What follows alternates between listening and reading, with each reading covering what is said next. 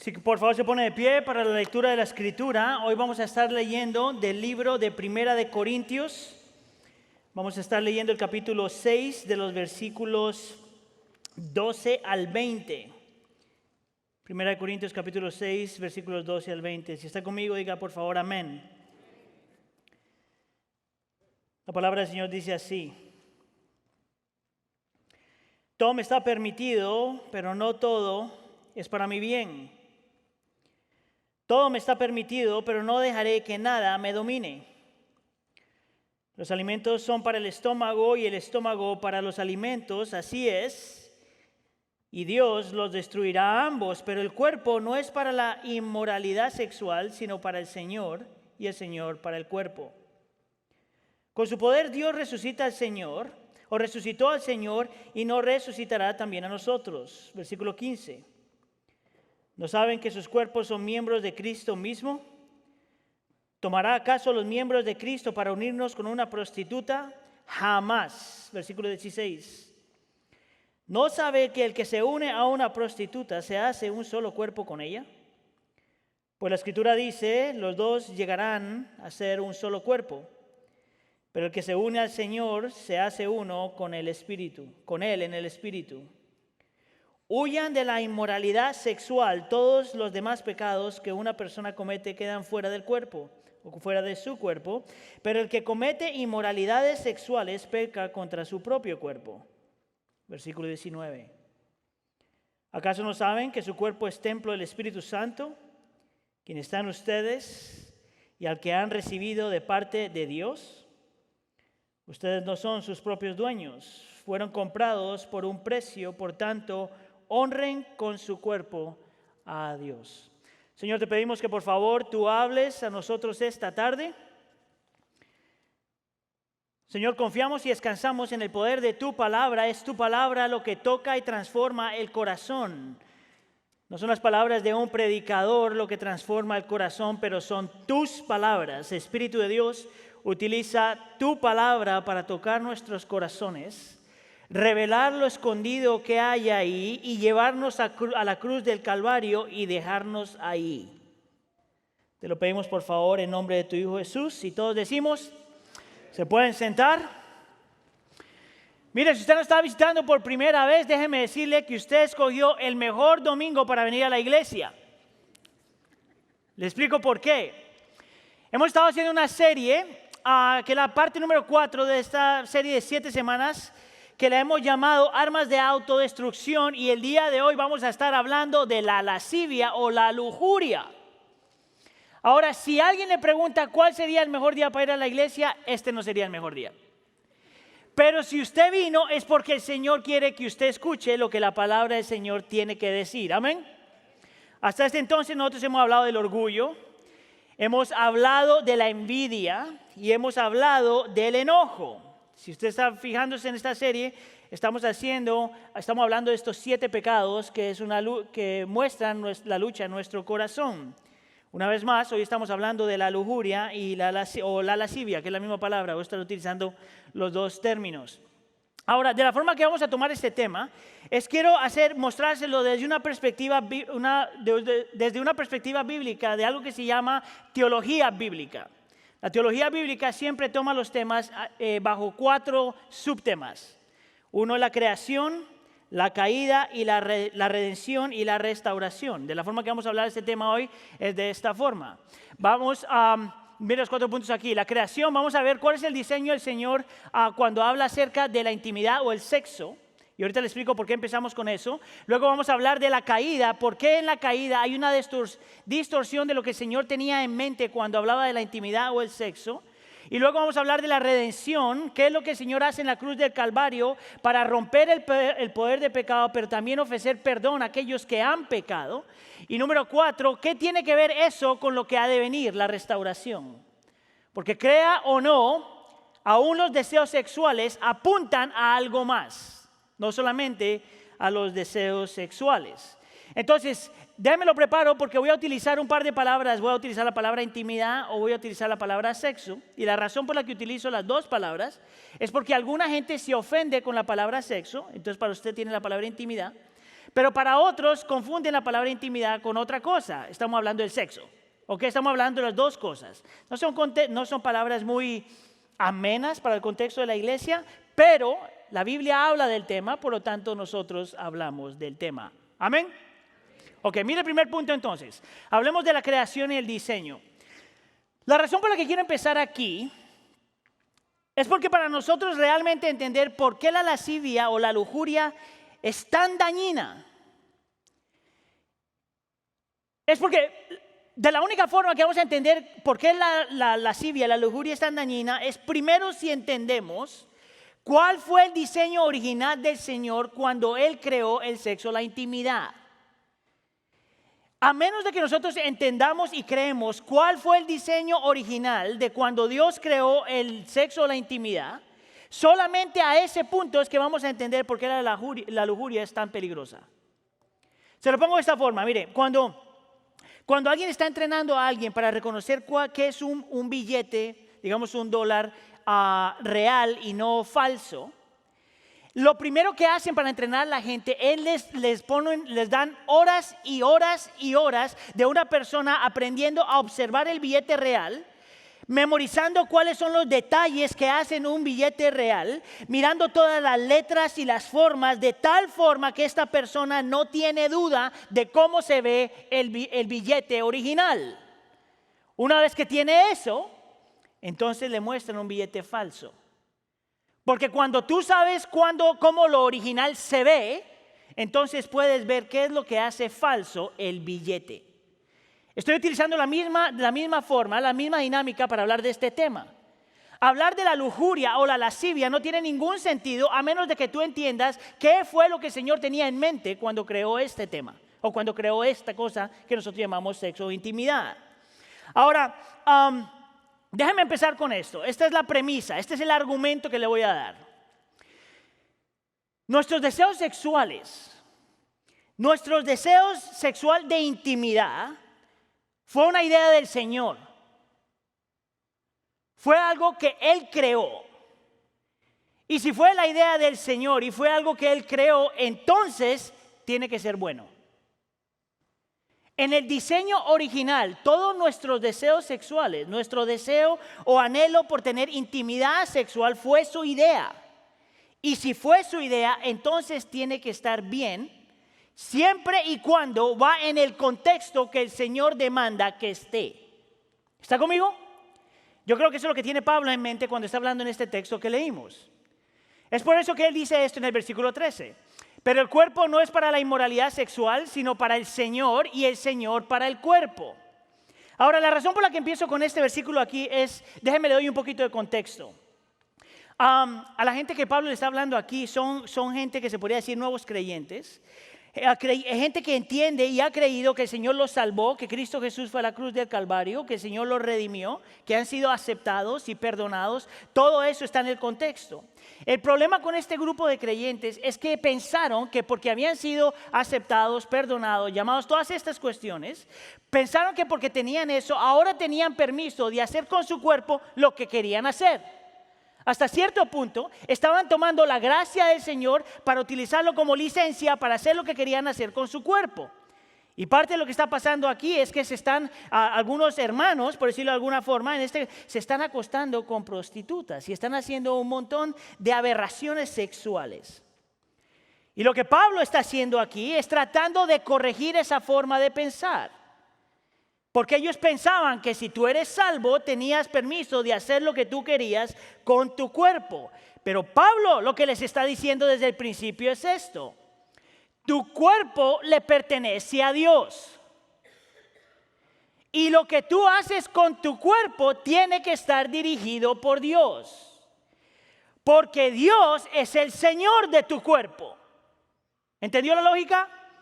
Tu cuerpo fue creado por el Señor, por lo tanto le pertenece a Él. Y lo que tú haces con tu cuerpo tiene que estar bajo el señorío de lo que Dios dice que tu cuerpo es o lo que debes hacer con esto. Ahora, la implicación en realidad es súper simple. Si tu cuerpo fue creado por el Señor y el Señor es el Señor de tu cuerpo, entonces tu cuerpo es bueno.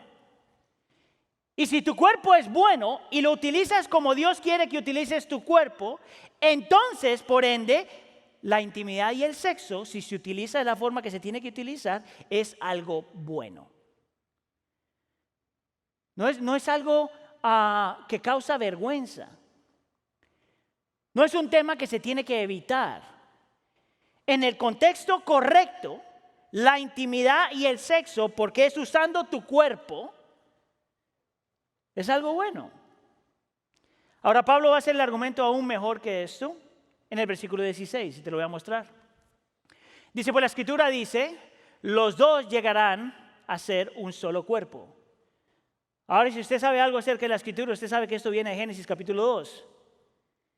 Y Pablo está argumentando que cuando Dios creó al ser humano, al hombre y a la mujer, y los puso juntos, y te está diciendo que en esta unión es un hombre y una mujer que se unen íntimamente, y que se unen íntimamente a un nivel espiritual, y que se unen íntimamente a un nivel físico. Ahora, si eso es lo que Pablo está diciendo aquí, te está diciendo que en realidad en el contexto del matrimonio, entre un hombre y una mujer, el sexo, la intimidad es algo bueno, es idea del Señor. Es más, cuando tú mires el texto en Génesis, te vas a Génesis capítulo 2, te das cuenta que cuando Adán y Eva, dice la palabra que Adán conoció a Eva, la palabra conocer, es que tuvo relaciones de intimidad con ella. Lo interesante que te muestra la Escritura es que no te dice que el Señor Jesús, que el Señor, el Padre, cuando está presente, o Dios en realidad cuando está presente, Él no cierra los ojos para ver qué es lo que está pasando. O que pretende que nada está pasando. Te muestra que Dios está presente. Que Dios está presente cuando Adán conoce a Eva. Es más, otro argumento que apoya por qué nosotros sabemos que la intimidad dentro del contexto del matrimonio es bueno, es porque este evento pasa en Génesis capítulo 2. Ahora, tú sabes que en Génesis capítulo 3 es cuando el pecado entra al mundo. Ahora, porque el pecado entra al mundo en Génesis capítulo 3 y este evento pasa en Génesis capítulo 2, tú sabes que cuando Adán y Eva estaban juntos, no podía ser un pecado. El pecado todavía no estaba presente. Es más, si empujamos el concepto un poquito más, cuando tú miras Génesis capítulo 1 y Génesis capítulo 2, te das cuenta que Dios tiene un propósito por el cual Él creó la relación sexual. Te voy a dar 3. Hay más, pero solo tengo tiempo para 3. Génesis capítulo 1, versículo 28 te dice que Dios creó el sexo, la intimidad, para la procreación, ¿verdad? Para que tengamos hijos. Es imposible tener hijos si no hay la parte física de intimidad entre un hombre y una mujer. Pero ese es solamente un propósito. En Génesis capítulo 2, versículo 24 nos da otro propósito. Nos dice que la intimidad o la sexualidad entre un hombre y una mujer es la consumación de la unión matrimonial.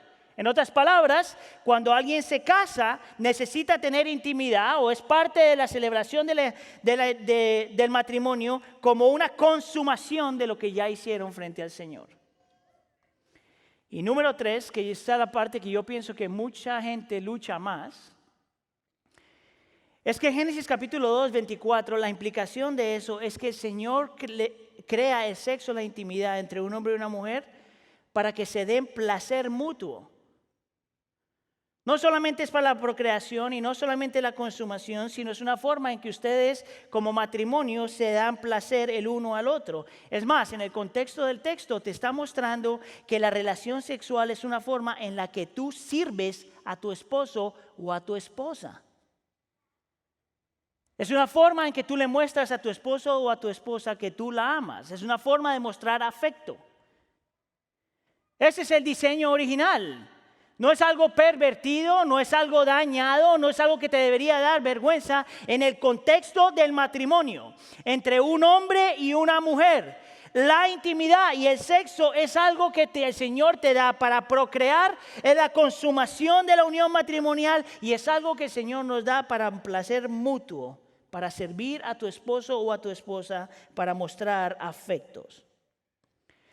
Ahora, yo lo que he notado es que el problema con este tema no es con la Biblia. El problema con este tema somos nosotros. por toda la cantidad de cucarachas que tenemos en la cabeza. Es por eso que muchas veces cuando lees la Escritura, hasta cierto punto alguna gente se pone incómodo de la forma que la Escritura habla acerca de este tema. Entonces cuando yo estoy trabajando con parejas, yo leo unos versículos que, mire, si yo leo esos versículos aquí hoy, todos nos vamos a sentir incómodos. Es más, yo los leo y a que tú no quieres mirar a nadie porque qué papelón. Pero la realidad es que la Escritura, dentro del contexto del matrimonio, es bien gráfica. Bien gráfica. Mira, para que la leas en la casa, en una noche romántica, si estás casado. Lee Proverbios capítulo 5 y te va a decir la descripción de la mujer y lo que el hombre hace con el cuerpo de la mujer. Primera de Corintios capítulo 7, por ejemplo, dice que el hombre y la mujer no se deberían negar el uno al otro, a menos de que te vas a poner bien espiritual y vas a ayunar y vas a leer y vas a estudiar y vas a hacer todas estas cuestiones. El libro más gráfico en la Escritura, en realidad, más puro y gráfico al mismo tiempo, es el Cantar de los Cantares. Mire, hay una razón por la que la traducción de Cantar de los Cantares en nuestro idioma no nos muestra todo lo que el simbolismo representa. Porque si tú lees en el idioma original lo que ese simbolismo representa, a que todo el mundo dice, ¡ah! ¿Eso está en la Biblia? Y yo te diría, sí está en la Biblia. En el contexto del matrimonio entre un hombre y una mujer. El problema no es el diseño. El problema somos nosotros. Dios diseñó el sexo. Dios diseñó la intimidad en un orden correcto, en el contexto correcto entre un hombre y una mujer. Esa es la creación, ese es el diseño. Si tú quieres ver cuál es la intención del Señor en tu matrimonio frente a este tema, tienes que empezar ahí. La pregunta que tenemos que hacer es, ¿qué fue lo que pasó? ¿Qué fue lo que se dañó con el diseño original? Y esto me lleva al segundo punto, la distorsión.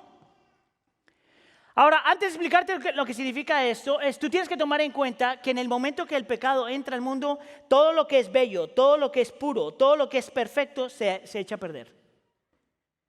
En el momento que el pecado entra al mundo, todo el diseño del Señor, todo lo perfecto, puro y hermoso, de alguna forma se echa a perder. Y lo que el pecado hace con la intimidad y lo que el pecado hace con el sexo es que empezamos a mirar y a usar esta cuestión del sexo de forma incorrecta. Entonces hay dos extremos en realidad. Uno es o idolatramos y abusamos del sexo o se convierte en algo que denigramos o despreciamos. Se lo digo otra vez. Cuando el pecado entra al mundo y entra en nuestro corazón, o idolatramos y abusamos la intimidad, o se convierte en algo que denigramos y despreciamos. Y es por eso que utilizamos la palabra lascivia o lujuria. Se lo pongo de esta forma, la lascivia o la lujuria es una distorsión del diseño original de Dios del sexo. Es una distorsión del diseño original del Señor frente a este tema.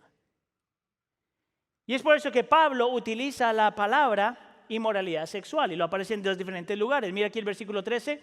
Pero el cuerpo no es para la inmoralidad sexual, sino para el Señor. Y en el versículo 18, huyan de la inmoralidad sexual. Lo interesante acerca de esta frasecita es que en el original es donde tenemos la palabra que se traduce pornea, que es de donde nosotros tomamos la palabra pornografía. Lo interesante acerca de la palabra pornea es que es una palabra que utiliza para describir todo lo que quiere decir cuando hay una distorsión sexual, todo. Entonces, por ejemplo, te dice que la fornicación en la Escritura, la fornicación es pornea. La fornicación quiere decir que tienes relaciones sexuales con alguien antes de casarte. ¿verdad? La misma palabra describe, pues se utiliza, por ejemplo, para escribir el adulterio, cuando tienes relación sexual con alguien que no es tu esposo o tu esposa. La misma palabra se utiliza en la Escritura para hablar de una persona que está viendo, utilizando pornografía, la misma palabra para la masturbación, la misma palabra para la homosexualidad, la misma palabra para la bestialidad. Es la misma palabra. El problema con nosotros es que hemos hecho diferentes categorías de qué se permite y qué no se permite. Pero es la misma palabra. La inmoralidad sexual es inmoralidad sexual, independientemente si te gusta o no. Es la misma palabra. Ahora, Pablo lo que va a hacer aquí nos va a mostrar 4 cosas de por qué la lujuria o la lascivia es tan peligrosa y nos da una descripción de lo que esto es. Mira lo primero que nos va a mostrar. Nos va a decir que la lascivia es un deseo desordenado. Y mira de dónde viene esto. Los alimentos son para el estómago y el estómago para los alimentos, así es, y Dios los destruirá a ambos. Ahora, esto no parece que tuviera mucho sentido a menos de que tú entiendas el contexto de lo que Pablo está haciendo. Esta es una frase que esta gente está utilizando para justificar su inmoralidad sexual. Básicamente lo que ellos están diciendo, mira, el sexo es como la comida.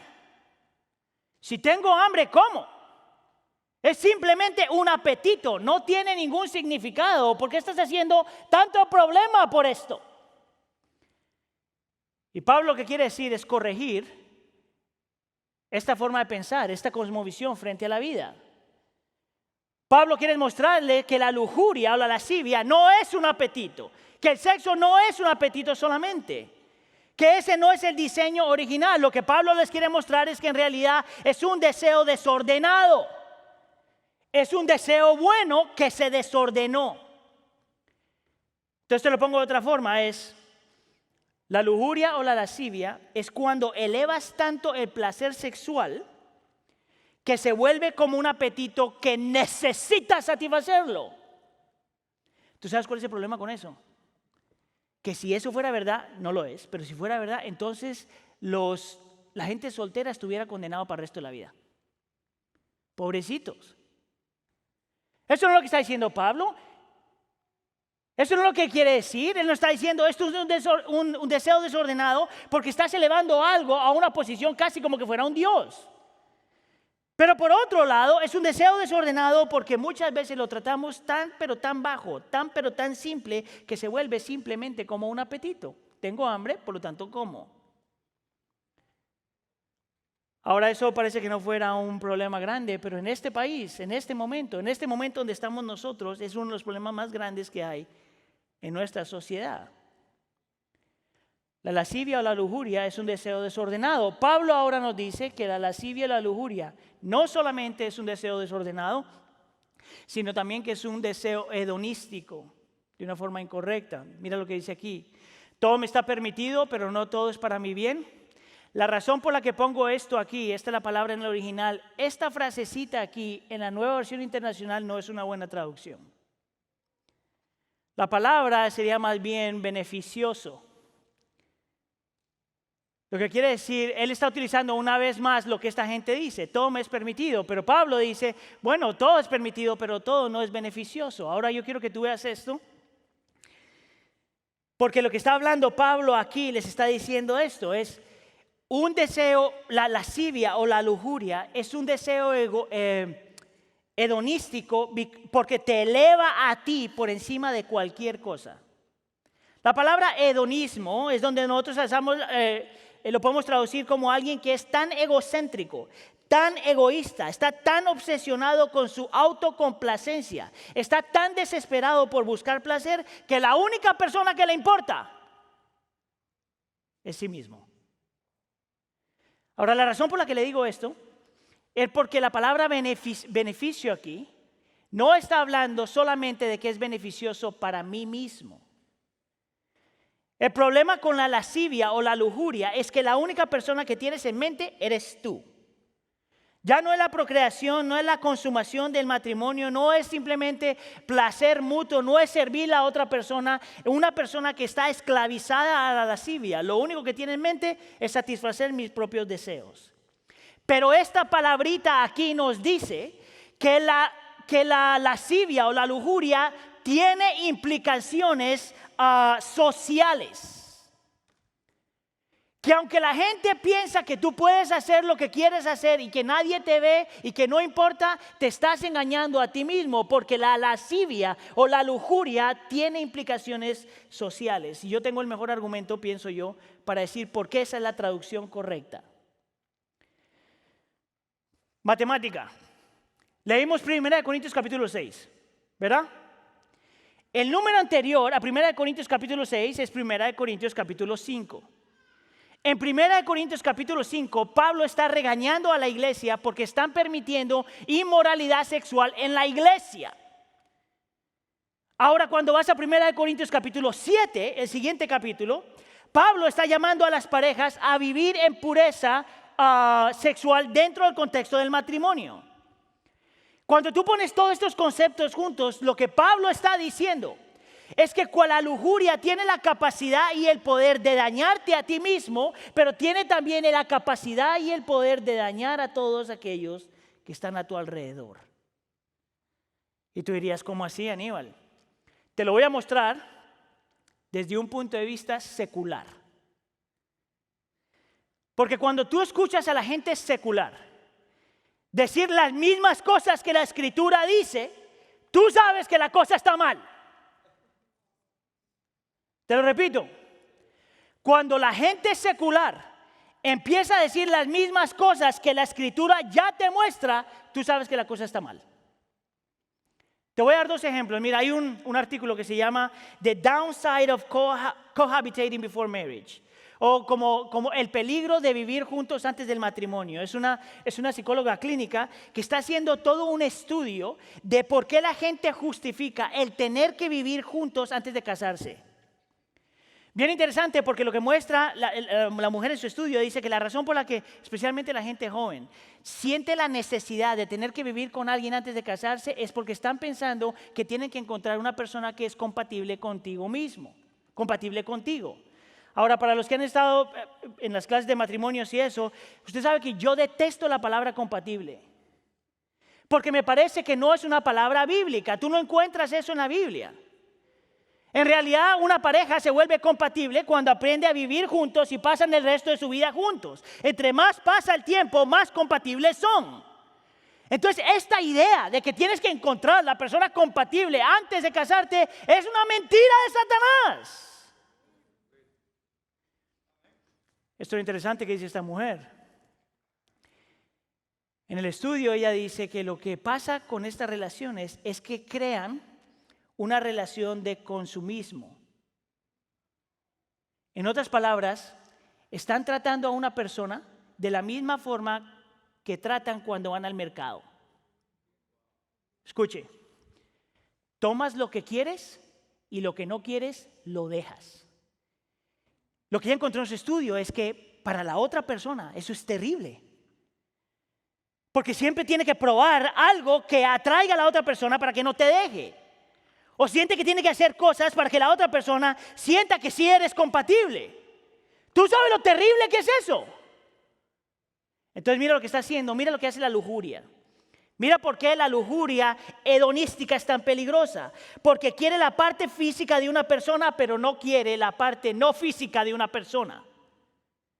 El problema con la lujuria es que quiere los beneficios del matrimonio sin el compromiso en el matrimonio. El problema de la lujuria es que quiere los placeres del matrimonio sin el compromiso del matrimonio. El problema de la lujuria es que utilizas a la gente como instrumentos sexuales y la persona no te importa. Nomás para que sepa que eso es lo que pasa con la pornografía.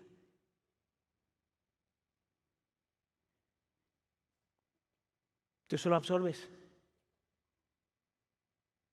Si lo miras bien, todas estas formas de sexualidad, de placeres inmorales de esta forma, no solamente te deshumanizan a ti, porque solo vas por tus placeres, sino que deshumanizan a otra gente. ¿Sabes lo peligroso que es esto? Es por eso que nosotros necesitamos hablar de este tema.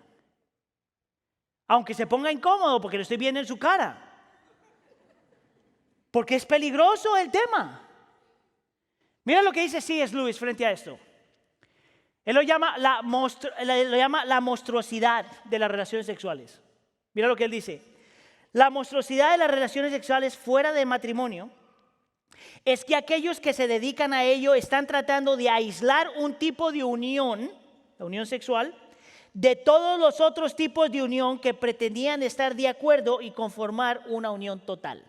En otras palabras, Dios crea para que una pareja se una completamente y nosotros solo tomamos esta parte de unión e ignoramos que cuando Dios dice que nos unamos el uno al otro es en todas las áreas. Por lo tanto, es una aberración solamente tomar esta clase de unión. Fuerte, ¿no? Déjame te doy otro. Este viene de un par de sociólogos seculares que están hablando del efecto de la pornografía en los Estados Unidos. Esto viene de este libro que se llama Premarital Sex in America, el sexo antes de matrimonio en los Estados Unidos. Mira, te lo voy a dar rápido. Ellos dicen que hay 3 consecuencias para la gente que está metida en la pornografía. Número 1, la pornografía crea en las personas expectativas, esta es de la forma que lo dicen. El uso de la pornografía tiene expectativas aplastantemente irreales con respecto a la apariencia física y al rendimiento sexual. Traducción: una persona que está metida en pornografía, cuando tiene una relación con alguien, tiene unas expectativas que solo existen en la televisión. Entonces el hombre y la mujer espera, o el hombre o la mujer espera que la otra persona haga cosas que son completamente irreales. Y espera que el cuerpo de esa otra persona sea lo que la persona vio quién sabe dónde. ¿No te parece que eso es una forma de deshumanizar a una persona? La segunda cosa que este grupo de gente dice es que la pornografía, y leo, crea una tolerancia o disminuye la tolerancia de las personas cuando tienen relaciones reales. Esto es lo que quiere decir, que una persona que está metida en la pornografía no sabe cómo lidiar cuando las relaciones personales se ponen difíciles. El razonamiento en realidad es bien simple. Cuando tú tienes placer aquí, tú no necesitas aprender a pelear. Cuando tú tienes placer aquí, tú no necesitas aprender a lidiar y a perdonar y a pedir perdón y a hacer todo lo demás. Porque lo único que tienes que hacer es ir a otro lugar y conseguir lo que tú querías. Entonces la consecuencia de eso, lo que está diciendo, que es la razón por la que en los Estados Unidos hay tanta gente que ya no se casa. Porque, y está hablando de los hombres en específico, entonces a los varones les va a caer aquí. Porque está diciendo que esto es tan común en los varones en los Estados Unidos, que en realidad no saben cómo ser novios ni esposos. Porque en el momento que la esposa se pone medio complicada, que mire mi hermana, yo la amo, pero ustedes sí son complicadas. Mire, mi hermana tiene Biblia. Entonces el varón sale corriendo. Ahora, yo te acabo de decir que esta cuestión de la compatibilidad en el matrimonio no existe a menos de que pase el tiempo. Imagínate un muchacho casándose que viene con estas luchas, sale corriendo. Y la frase es: a mí me engañaron, yo no firmé para esto. No, posiblemente. ¿Quién sabe cuál era la expectativa de este joven? Porque estaba expuesto a quién sabe qué cosas. Y la tercera cosa que ellos dicen es que no solamente las expectativas son irreales, no solamente no saben cómo tolerar las diferencias en las relaciones reales, sino 3, es que obligan a la otra persona a comportarse como lo que ellos ya vieron. Dime tú si esto no es peligroso. Dime tú si esto no es tóxico. Dime tú si esto no te deshumaniza y deshumaniza a otros. Y esto no es parte del diseño original. Esto no es lo que nosotros vemos en Génesis capítulo 2. Esto es lo que el pecado ha hecho en nuestro corazón. Esto es interesante, que no solamente es un deseo desordenado y no solamente es un hedonismo pervertido, sino que es un deseo esclavizante. Note lo que él dice aquí: todo me está permitido, pero no dejaré que nada me domine. Y el argumento que Pablo está utilizando aquí es esto: es que la lascivia tiene el potencial y tiene el poder de controlarte de tal forma que tus deseos sexuales se vuelven en tu amo. Esto es interesante que en la Escritura la palabra lascivia o lujuria y la palabra ambición utilizan la misma palabra en el original. ¿Tú sabes por qué? Porque tanto la avaricia como la lujuria es una forma de idolatría. Y es una forma de idolatría que te esclaviza. Y hace esto. Déjenme le muestro el procedimiento. Se vuelve un ídolo que te empieza a controlar y demanda más de ti. Eso es lo que hace un ídolo. Y cuando demanda más de ti, entonces te tienes que rendir a esto cada vez más. Y entre más te rindes, más te promete. Y entre más te promete y más te rindes, menos te da. Y entre menos te da, más quieres de lo que este ídolo te está prometiendo. Y entre más te metes y no recibes lo que te promete, más quieres. De tal forma que toda la vida estás metido persiguiendo una adicción que nunca satisface lo que tú estás buscando. Te esclaviza. Esto es comprobado, mis hermanos, comprobado. La idolatría es una forma, la lascivia es una forma de adicción. Nunca es suficiente. Lo que tu esposo o tu esposa te da nunca es suficiente. Lo que tú ves no es suficiente. Siempre quieres más, siempre necesitas más, siempre anhelas más. Nunca es suficiente. Te promete, te promete, te promete y nunca te da porque nunca es suficiente. Es una forma de esclavitud. Yo lo llamo la esclavitud moderna. Y por último, Pablo te va a decir que la lujuria es un deseo destructivo. Todos los demás pecados que una persona comete quedan fuera de su cuerpo, pero el que comete inmoralidades sexuales pecan contra su propio cuerpo. Es por eso que nosotros llamamos esta serie armas de autodestrucción. Todo lo que va en contra del diseño original te deshumaniza y deshumaniza a otros. Por lo tanto, todo lo que va en contra del diseño original es un arma de autodestrucción. ¿Cómo estás tú con tu lascivia? La pregunta que le tenemos que hacer ahora al texto es, ¿cómo es que el Señor va a lidiar con esto?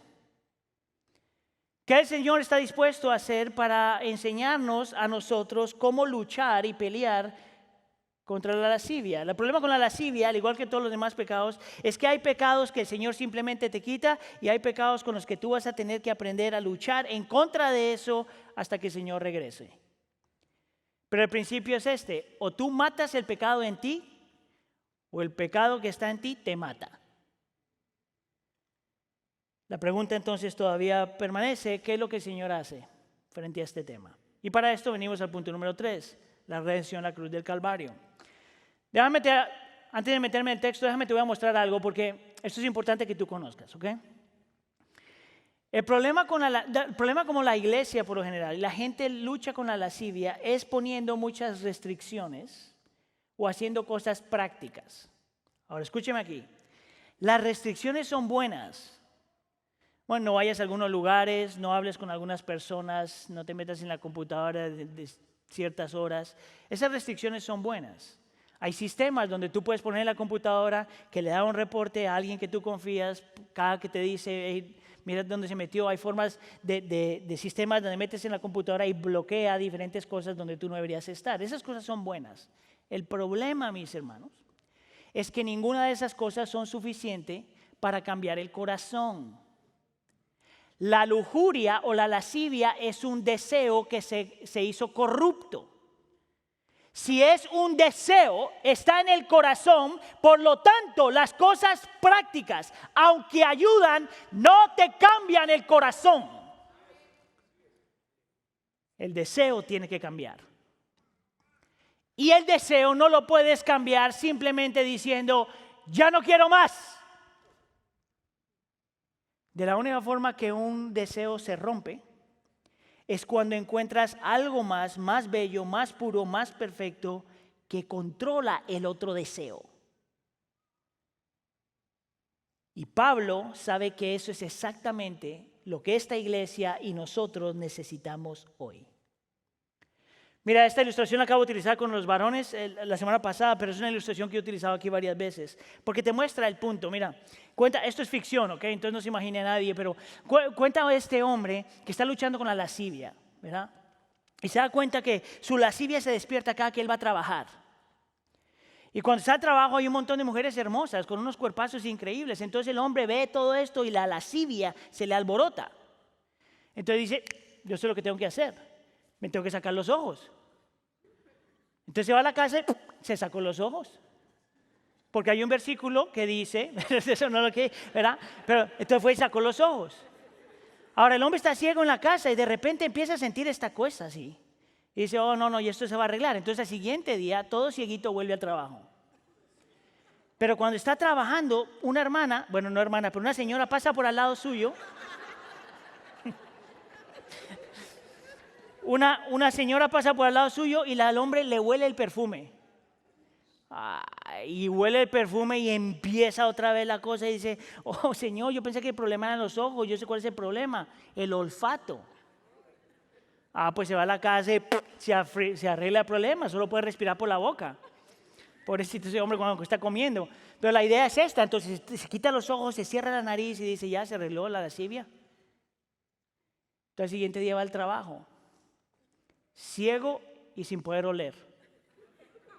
Y cuando está caminando por uno de los corredores, una de las señoras en el trabajo pasa al lado y le roza el brazo. Y en el momento que le roza el brazo, todo por dentro y dice, oh, yo sé cuál es el problema. Los brazos. Y se va para la casa. Amputación, ciego, no huele y ahora manco. Ese hombre no servía para nada. El problema es que el siguiente día va al trabajo y aunque no ve y no huele y aún no siente, todavía tiene la lascivia adentro. Entonces dice, ya sé cuál es la solución. No voy a trabajar. Ciego, no huele, manco y perezoso. Y en la intimidad de su hogar todavía lucha con la lascivia. Todo esto es una ilustración para mostrarte que eso no se arregla de esa forma. Nunca ha sido así. No importa cuántos libros tú hayas leído y todas las conferencistas que hayas escuchado, eso no se arregla así. Una vez más, de la única forma que tú puedes vencer un deseo desordenado es cuando deseas algo más grande, más bello, más puro, que controla este deseo. Pablo es experto en este tema. Pablo nos da dos cosas en este texto. Nos muestra el poder para realmente poder cambiar y la motivación para poder realmente cambiar. Nos muestra el poder para decirle no a la lascivia y nos muestra la motivación para poder decirle no a la lascivia. Y te voy a mostrar varios textos. Mira lo que dice en el versículo 15. ¿No saben que sus cuerpos son miembros de Cristo mismo? ¿Tomaré acaso los miembros de Cristo para unirlos con una prostituta? ¡Jamás! Nota aquí lo que Pablo está diciendo, que la solución para nosotros vencer esta cuestión es cuando estamos conscientes de que estamos unidos a Cristo. Que nosotros con Cristo somos unos y hemos puesto nuestra fe en Él. Que nosotros somos miembros de Cristo. Que cuando el Padre te ve a ti, te ve en Cristo si has puesto tu fe en Él. Que el Padre te ama a ti con la misma magnitud, con la misma intensidad que ama a su Hijo porque tú estás en Él. Es más, cuando tú estás leyendo esto, lees unos versículos anteriores que no leímos antes. Y mira, en el versículo 9, mira lo que dice. ¿No saben que los malvados no heredarán el reino de Dios? No se dejen engañar, ni los fornicarios, ni los idólatras, ni los adúlteros, ni los sodomitas, ni los pervertidos sexuales. Si eso es verdad, ninguno de nosotros tiene un chance. Porque el Señor Jesús dijo que cuando tú miras a una mujer y la deseas, cualquier mujer, casada o no casada, mayor o joven, cuando tú miras a una mujer en tu corazón y la deseas, ya cometiste adulterio. Y si eso es verdad, y lo es, Pablo sabe que la única forma que nosotros somos libres de esto es cuando nosotros deseamos algo más. Y mira lo que dice el versículo 11. Eso eran algunos de ustedes. Pero ya han sido lavados, ya han sido perdonados, ya han sido escogidos, llamados, redimidos, ya han sido santificados, Dios los ha apartado para Él, ya han sido justificados, ya los ha declarado limpios y puros en Cristo Jesús, ya el Señor los separó para Él, en el nombre del Señor Jesucristo y por el Espíritu de nuestro Dios. Pablo está diciendo de la única forma que tú matas la lascivia, mata la lujuria en tu corazón, es cuando sabes quién eres en Cristo y quién eres para Dios en Cristo. Y que no hay nada que satisfaga más tu corazón que lo que ya tienes en Cristo. Eso fuera suficiente. Pero Pablo no para ahí. Porque Pablo no solamente te dice el poder de tu nueva identidad si has puesto tu fe en Cristo, sino el poder del Espíritu Santo que mora en ti. Esto me parece increíble. Mira lo que dice el versículo 17. Pero el que se une al Señor, la unión en Cristo, se hace uno con Él en el Espíritu. La razón por la que pongo esto en paréntesis aquí, porque otra vez más, no me parece que esta es una buena traducción. Juan Calvino y algunos de la otra gente dice que está hablando aquí de la unión que nosotros tenemos por medio del Espíritu Santo. Note aquí, habla de quiénes somos y de ahí te da el imperativo. Huyan por lo tanto de la inmoralidad sexual. Ahora mira el siguiente versículo. ¿Acaso no saben que su cuerpo es el templo del Espíritu Santo, quien está en ustedes y al que han recibido de parte de Dios? Esto es increíble. Y de ahí te dice esto: ustedes no son sus propios dueños. Y la razón por la que menciona el Espíritu Santo es para que nosotros entendamos que el poder no viene solamente de nuestra identidad, sino el poder viene de saber que el Espíritu Santo que fue enviado del Padre a nosotros es el mismo poder, dice la Escritura, que el Espíritu Santo es poder, es el mismo poder, Romanos capítulo 8, que levantó a Cristo de los muertos.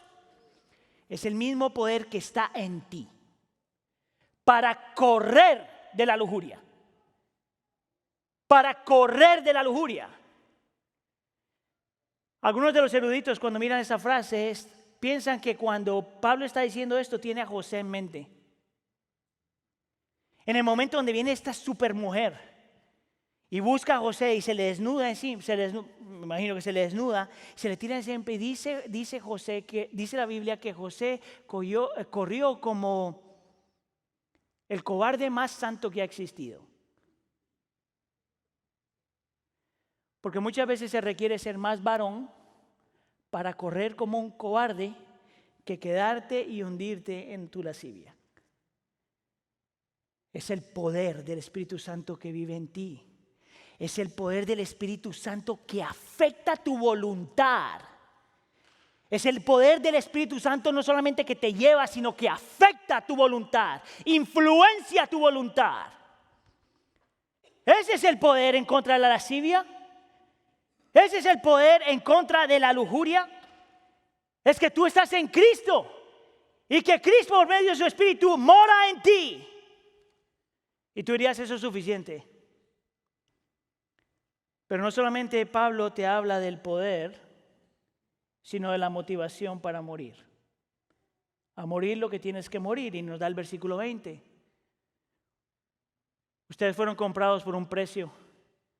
Una vez más, por tanto, honren con su cuerpo a Dios. Y la pregunta que tienes que hacerle al texto es, ¿de qué precio él está hablando? Del precio que Cristo Jesús pagó en la cruz del Calvario. Del precio que pagó al tomar tu vergüenza para tomar sobre sí lo que tu lujuria se merece. El precio que él pagó siendo santo al tomar el lugar del lujurioso. El precio que él pagó siendo libre para morir en contra a favor del egoísta. El precio que él pagó, el que era libre, para morir en lugar del que era esclavo, para que a él siendo esclavo nosotros fuéramos libres. Esto es lo interesante acerca de la cruz del Calvario, que si tú pones atención, te vas a dar cuenta que la cruz del Calvario es la expresión máxima de intimidad. ¿Sabes por qué? Porque Cristo en la cruz del Calvario muere para servirte, para salvarte. Cristo en la cruz del Calvario muere y luego resucita para darte el placer o el gozo de la salvación. Cristo en la cruz del Calvario se entrega, se hace vulnerable, se entrega por completo para hacerte suyo. La cruz del Calvario es la máxima expresión de intimidad. Tú no te perteneces a ti, tú le perteneces a Él. Tú fuiste comprado con un precio. Honra al Señor con tu cuerpo. Ahora tú dirías, eso es suficiente, pero hay algo más. Y no te puse el texto aquí. Te lo puedo dar. No tengo tiempo, pero hay algo que tú tienes que aprender acerca de tus deseos. Es que todos tus deseos siempre apuntan a algo más. El deseo de la intimidad siempre apunta a algo más. Siempre apunta al futuro. Siempre apunta a lo que tú quieres que va a llegar. Tú quieres intimidad, la intimidad va a llegar completamente cuando Cristo Jesús regrese. La intimidad va a llegar cuando todos tus anhelos sean cumplidos, cuando el Señor Jesús regrese. Todo este deseo de estar cerca con alguien va a llegar cuando Cristo Jesús regrese. Todos tus deseos están apuntando al mejor deseo, al deseo de cuando Cristo venga y haga todas las cosas nuevas otra vez. ¿Por qué satisfacer nuestra alma con cosas aquí que no satisfacen? ¿Por qué dejarse llevar por las inclinaciones de nuestro corazón cuando lo mejor está por venir? ¿Por qué dejarse controlar por aquellas cosas que lo único que hacen es te destruyen? Acuérdate de tu identidad, acuérdate de tu unión con Cristo, acuérdate cómo Dios te ve, acuérdate cuánto te ama, acuérdate del Espíritu Santo, acuérdate de su poder, acuérdate que lo mejor está por venir. ¿Tú crees eso? ¿Tú crees eso? Si no lo crees, lo tienes que creer hoy. Amén. ¿Qué tal si nos ponemos de pie y oramos?